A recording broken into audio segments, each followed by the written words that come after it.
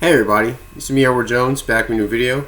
This is an update video on the 50 caliber Beowulf project and a little tutorial on how to modify existing GI mags to fit 50 caliber Beowulf. I got a package that came in. I got two packages that came in the mail, 2 separate days, one on Thursday, one on Friday. First one was a UTG 750 front sight for the standard gas block with the rail on top. When I was building my first AR-15, I found out that even if you have a complete flat top, the gas block rail is actually shorter than the rail on the receiver. So I remember I went to the range one day with my buddy Jeremy, and I was trying to sight my rifle, and I was shooting 3 feet too high. It turns out that I had, it was either my carry handle from rear sight was too high, or my front sight on the gas block was too low. So I wanted to switch it out, and like I said many years ago, I got a Midwest Industries flip up front sight. I still got that on my AR-15 and works like a charm. But I wanted to go with, like I said, for this project, because I was turning this 50 caliber AR into somewhat like the survivalist rifle from Honest Hearts. I wanted to have something like an A2 front sight, and so I got one from UTG. And on Friday, this came in. You see it? It's a UTG Pro Model 4 mil-spec forged carry handle rear sight. This is some of the specs that it has. It says it's probably manufactured in the U.S., which was an appeal to me. Mil-spec flat top match grade detachable carry handle with A2 sight assembly. Features forged 7075-T6 aluminum alloy base. See exact height to co-witness with standard front sight and similarly raised electronic dot sights. Equipped with retention thumb nut for easy and secure installation, which is true. The thumb nuts on the side of the rear sight, it's easy to get on but hard to get off. And I found that it's best to have like a quarter in your pocket so you can use to kind of loosen them up a bit. But so this is how it looks right now. There's the UTG rear sight, and it has, like I said, for these thumb nuts, they're perfectly slotted for a quarter to fit inside to loosen them up if they get too if they're a little too tight. If you want to do a readjustment, or you just want to remove the rear sight. And you can see it has the flip up arbiter sight in the back. Like I said, in the survivalist rifle in the game, this sight was missing. So all you were using was the rear. So you had the carry handle, but you didn't have the rear sight. You're using the top of the front sight post to get your targets. And here's the UTG front sight. You can see right there, it has the it's kind of winged at the top, and it has the little front sight post in the front. Same as with the thumb nuts right here. Same as is matching with the rear sight. I'd say right now it looks like your basic AR-15. Just this is a pretty heavy gun. Because the barrel is much thicker than you would find on a 5.56. Because this is in fact 50 caliber Beowulf. But like I said, I'm gonna switch this furniture out. Hopefully, God willing, next year for wood furniture. Get it looking pretty nice. Kind of like a more like a FUD gun. A big bore FUD gun.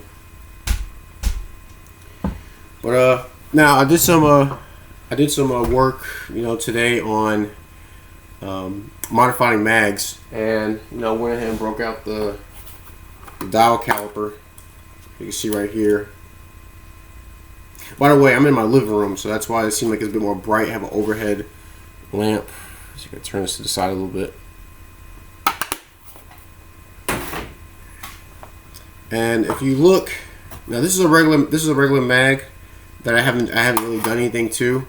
So this is the mag that came with the Alexander Arms upper, the 50 caliber Beowulf.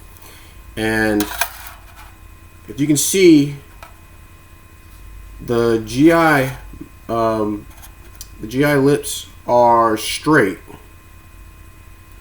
but on the 50 caliber Beowulf, the feed lips are they're angled, so they're angled outward, going towards the barrel, and that's what I figured. That's what I figured out what had to be modified in order to get 50 caliber Beowulf to fit in these type of magazines. And with the calipers, I found a measurement of let's see, it's I guess you can't really see it. It's there you go, 0.528 inches, and the arrow is pointing towards the muzzle. So this section would have to be widened to around to where you get somewhere close to that measurement. And I was able to do the work on one of my mags, and there you can see the feed lips are widened towards the muzzle as compared to the regular GI mag that's been unaltered. And I'll do a live. I'll load. These are 50 caliber Beowulf. You see, I'll do a live feed. In fact, one thing I found was that when I widened the feed lips, it's a lot easier to load these rounds into the magazine. And plus, I added a little bit of bevel, got rid of some of the sharp edges, so that the brass wouldn't get all scratched up. So here's one. It is a little bit easier to reload too. Two. So get the camera down a little bit more so you can see this. 3, 4, 5, 6, 7, 8, 9, 10. And so it fits in well. Another reason why this bevel is important: the rounds have to be pointed up.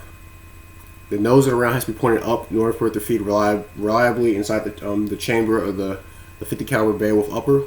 What I found out was happening was, if I just put a regular round this side, this is the unmodified GI mag,